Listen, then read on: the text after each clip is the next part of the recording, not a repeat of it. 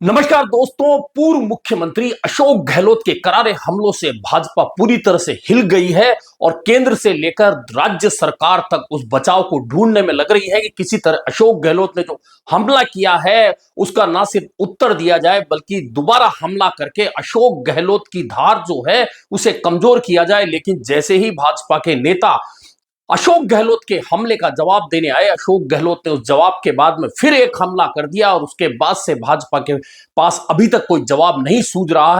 अरावली को लेके जो फैसला आया सुप्रीम कोर्ट का वो दुर्भाग्यपूर्ण है,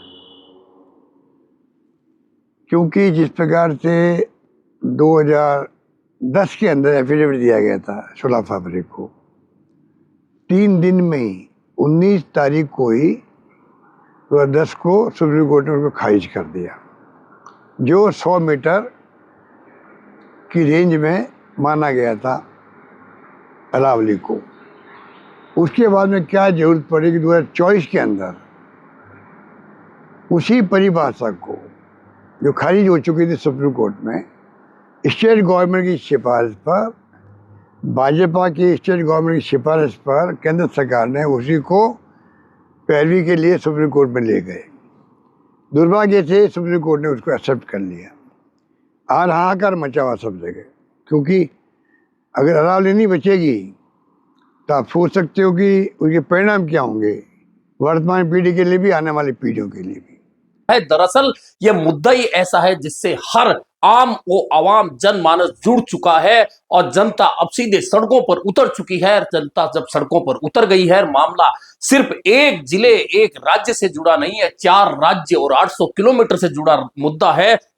और इस मुद्दे पर जब जनता सड़क पर उतर आई है, हर आम आवाम यह सोच रहा है कि यदि इस मुद्दे पर हम नहीं बोले तो हम पीढ़ियों को क्या जवाब देंगे। ऐसे में अब जो भाजपा अब तक हमलावर नजर आ रही थी वह बैकफुट पर नजर आ रही है और अपने बचाव के रास्ते खोज रही है। जी हां, सेव अरावली का मुद्दा अब पूरे देश में घर कर चुका है और लोग इस मुद्दे पर खुलकर बोल रहे हैं। और ना सिर्फ कांग्रेस और आम जनता से जुड़े लोग बोल रहे हैं बल्कि भाजपा से जुड़े लोग भी इस मुद्दे को लेकर अब अपना बचाव ढूंढ रहे हैं। कह रहे हैं कि आखिरकार इतनी बड़ी गलती केंद्र सरकार कैसे कर सकती है जिस मुद्दे पर हमारे पास बचाव तक का रास्ता नहीं है।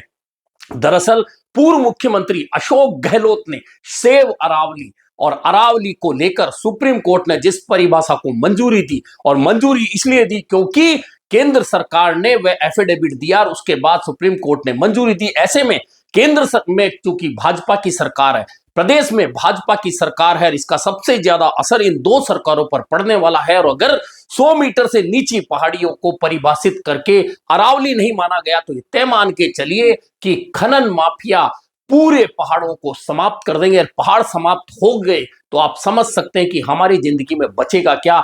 कुल मिलाकर भाजपा 2 तरफा गिरी है। एक तो यह कि 100 मीटर से नीची पहाड़ियों की परिभाषा अगर अरावली नहीं है तो फिर बहुत बड़ा संकट, ना सिर्फ क्लाइमेट चेंज पर जब लड़ाई चल रही है, ग्लोबल वार्मिंग पर जब लड़ाई चल रही है, ऐसे समय में अगर 100 मीटर से नीची पहाड़ियां खनन माफियाओं के हाथ आ गई, 100 मीटर से नीची पहाड़ियों को अरावली नहीं माना गया तो फिर खनन माफिया को खुली छूट मिल जाएगी। और इस मुद्दे पर भाजपा 2 तरफा इसलिए घिरी है कि एक ओर तो सनातन का मुद्दा भाजपा उठाती है, लेकिन जिन पहाड़ों को पूजा जाता है ग्रामीण क्षेत्रों में, आदिवासी क्षेत्रों में, अगर उन पहाड़ों से छेड़छाड़ होती है तो फिर जनमानस उद्वेलित होना स्वाभाविक है। और अब यह जब मुद्दा है जिस पर अब सड़क पर उतरकर लोग खुलकर आ गए हैं, इस मुद्दे पर बचाव के लिए केंद्रीय मंत्री भूपेंद्र यादव आए, अशोक गहलोत के हमले की धार कुंद करने का प्रयास किया, कहा कि वे भ्रम फैला रहे हैं, कोई भ्रम में नहीं आए। इधर राजस्थान में वन एवं पर्यावरण मंत्री है संजय शर्मा, लेकिन उन्हें शायद इस मुद्दे से कोई लेना देना नहीं है या भाजपा उन्हें इस उत्तर लायक भी नहीं समझती। ऐसे में नॉन विधायक पूर्व मंत्री भाजपा के नेता राजेंद्र राठौड़ को सामने लाया गया और राजेंद्र राठौड़ ने कहा कि अशोक गहलोत भ्रम फैला रहे हैं, और ना सिर्फ भ्रम फैला रहे हैं बल्कि वे गलत परिभाषित कर रहे हैं। और राजेंद्र राठौड़ ने बिंदुवार बताया कि किस तरह से 2003 में जब अशोक गहलोत की सरकार थी तो उन्होंने यह परिभाषित किया था और अब वे अपनी गलती भाजपा के सिर डाल रहे हैं। सेव अरावली ये अभियान और विशेष तौर पर पूर्व मुख्यमंत्री जी ने सोशल मीडिया पर इस अभियान को आगे करने का काम किया है। ये दिगर बात है कि उन्होंने अपनी डीपी बदली, पर उनके साथ उनके नेताओं ने, कांग्रेस प्रदेश अध्यक्ष ने भी उनका साथ नहीं दिया। अरावली निश्चित तौर पर हमारी जीवन रेखा से संबंधित है। 2.5 अरब वर्ष पहले का इतिहास इसके साथ जुड़ा है। यह राजस्थान, हरियाणा, दिल्ली और गुजरात के अंदर 37 जिलों में 1,44,000 वर्ग किलोमीटर में फैली हुई है।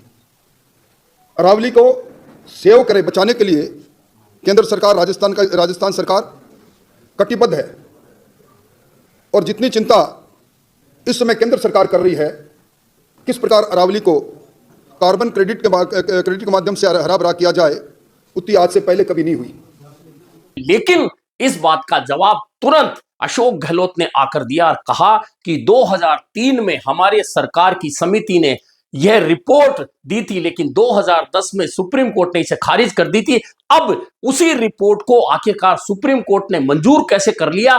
ऐसे में अशोक गहलोत का यह जवाबी हमला और ज्यादा तीखा रहा और भाजपा अभी तक इसका जवाब ढूंढने में असमर्थ नजर आ रही है। भाजपा की स्टेट गवर्नमेंट की सिफारिश पर केंद्र सरकार ने उसी को पैरवी के लिए सुप्रीम कोर्ट में ले गए। दुर्भाग्य से सुप्रीम कोर्ट ने उसको एक्सेप्ट कर लिया। और हाहाकार मचा हुआ सब जगह, क्योंकि अगर अरावली नहीं बचेगी तो आप सोच सकते हो कि उसके परिणाम क्या होंगे वर्तमान पीढ़ी के लिए भी, आने वाली पीढ़ियों के लिए भी। अरावली खाली पहाड़ नहीं है, ये जीवन रेखा है राजस्थान के लिए भी और जो अन्य प्रदेश है, चाहे गुजरात हो, चाहे वो दिल्ली हो, चाहे हरियाणा हो। इसलिए हमें सोचना पड़ेगा किस प्रकार से इस फैसले पे पुनर्विचार करने के लिए मजबूर करें सुप्रीम कोर्ट को भी। उसके लिए भारत सरकार को आगे आना चाहिए। दुर्भाग्य से एक तरफ तो हमारे खुद के मंत्री हैं राजस्थान के, यादव साहब यहीं पैदा हुए और यहीं पे मंत्री हैं, चुनाव जीत के गए हैं, उन्हीं के बाद मंत्रालय हैं। तो उनको खुद को सोचना चाहिए, बीजेपी को सोचना चाहिए, बजाय इसको इशू बनाए और गलत आंकड़े पेश करे। जब एफिडेविट दिया गया था, जब पर्यावरण की स्थिति वो नहीं थी। आज हाहाकार मचा हुआ है पार्लियामेंट के अंदर भी, बाहर भी। राहुल गांधी भी, नेता प्रतिपक्ष भी, अन्य लोग भी, तमाम पार्टियों के लोग जिस प्रकार से दिल्ली गैस चैम्बर बन चुका है, सांस लेना मुश्किल हो रहा है। दिल्ली के अलावा भी अन्य राज्यों में भी उसका असर भी पड़ रहा है। अगर ये पहाड़ियाँ समाप्त हो गई, पता नहीं इस देश में क्या होगा, उत्तर भारत में क्या होगा, वो कल्पना के बाहर की बातें हैं। ये तो आपको एक्सपर्ट भी राय दे सकते हैं। इसलिए मैं अपील करना चाहूँगा भारत सरकार से भी और स्टेट गवर्नमेंट से, इसको गंभीरता से ले, ये कोई प्रतिष्ठा का सवाल नहीं बनाए और उसको गंभीरता से लेकर के पुनर्विचार करने के लिए आगे आना चाहिए, मेरा मानना। उधर हरियाणा, दिल्ली से लेकर गुजरात की बॉर्डर तक आंदोलन शुरू हो चुके हैं और यह सिर्फ आंदोलन अरावली को बचाने के लिए नहीं है, बल्कि अगर इस मुद्दे पर जिस तरह से जनता सड़क पर उतरी है, आम आवाम अशोक गहलोत की आवाज में आवाज मिला रहा है, हर व्यक्ति सेव अरावली की बात कर रहा है, तो निश्चित मानिए इसका असर राजनीतिक रूप से भाजपा पर बहुत नेगेटिव जाने वाला है और भाजपा इस बात को बहुत अच्छी तरह समझ चुकी है। यही कारण है कि भाजपा के नेता इस मुद्दे पर अब बचाव के लिए रास्ते ढूंढ रहे हैं। इस अरावली के अंदर हमारे किले हैं, हमारे प्रसिद्ध मंदिर हैं, यहाँ तक कि कुंभलगढ़ का, नाहरगढ़ का और माउंट आबू का देलवाड़ा मंदिर जैसा प्रसिद्ध मंदिर है। और भारत में भी कुतुब मीनार जैसे महत्वपूर्ण स्मारक भी इसी में है। गहलोत साहब ने जो बात कही, उस बात से मैं एक बात पर सहमति व्यक्त करता हूँ। उन्होंने कहा था कि अरावली हमारे थार के फैलाव को रोकती है, मरुस्थल के फैलाव को रोकती है, प्रकृति की दीवार के रूप में काम करती है, इको क्लाइमेट बैलेंस करने का काम करती है, ये हमारे भूजल को चार्ज करने का काम करती है और दिल्ली और एनसीआर में पर्यावरण की शुद्धता में इस अरावली हिल की प्रमुख भूमिका है। जिस सर्वोच्च न्यायालय की फैसले की चर्चा करके और कांग्रेस पार्टी के पूर्व मुख्यमंत्री भ्रम फैलाने की कोशिश कर रहे हैं, वो फैसला है 20 नवंबर 2025 का। माननीय सर्वोच्च न्यायालय में MC मेहता बनाम भारत सरकार एक रिट लगी। उसका मुख्य उद्देश्य था कि अरावली के क्षेत्र में जो अवैध खनन हो रहे हैं उस पर सरकार सर्वोच्च न्यायालय को स्पष्ट निर्देश जारी करे। इससे पहले भी एक रिट पिटीशन हुई थी सर्वोच्च न्यायालय में, TN गोदावर्धन बनाम भारत संघ। इसमें भी 9 मई 2024 को सर्वोच्च न्यायालय ने 4 राज्यों को कहा था, राजस्थान, गुजरात, हरियाणा, और इसमें केंद्र सरकार को भी कहा था कि अरावली के संबंध में एक समान मापदंड सारी सरकारों को तय करना चाहिए। और भूपेंद्र यादव हो, राजेंद्र राठौड़, वे अब अशोक गहलोत सरकार को दोषी ठहरा रहे हैं। लेकिन अशोक गहलोत ने सारी स्थितियां स्पष्ट करके कह दिया कि हां, हमने अगर वह रिपोर्ट दी थी जो सुप्रीम कोर्ट में 2010 में खारिज हो गई, तो आखिरकार वही अब मंजूर कैसे हो गई, इसके पीछे क्या कारण है, यह बात कहकर अशोक गहलोत और तीखे हमले कर रहे हैं। उधर जयपुर में प्रताप सिंह खाचरियावास के नेतृत्व में लोग सड़कों पर उतरे, सेव अरावली की आवाज लगाई, तो आम लोग, सिर्फ कांग्रेस नहीं, आम लोग भी इस मुद्दे के साथ आ गए। उधर जामडोली एरिया में आगरा रोड पर लोग इकट्ठे हुए, इस मुद्दे को लेकर आवाज बुलंद की। उधर सिरोही में पूर्व विधायक संयम लोढ़ा ने लोगों को इकट्ठा किया, आह्वान किया, तो लोग इकट्ठे हुए, सेव अरावली के नारे लगने लगे।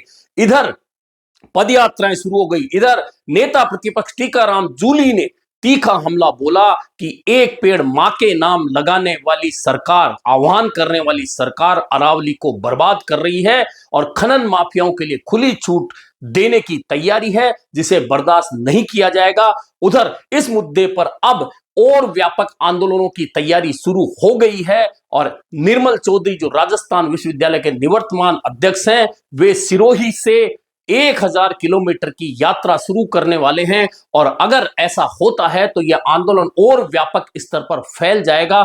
इधर कांग्रेस विधायक मनीष यादव अपना जन्मदिन सेव अरावली के नाम से मना रहे हैं और एक शिविर लगा रहे हैं ताकि लोगों को यह समझाया जा सके कि किस तरह से भाजपा सरकार अरावली को बर्बाद करने में तुली हुई है।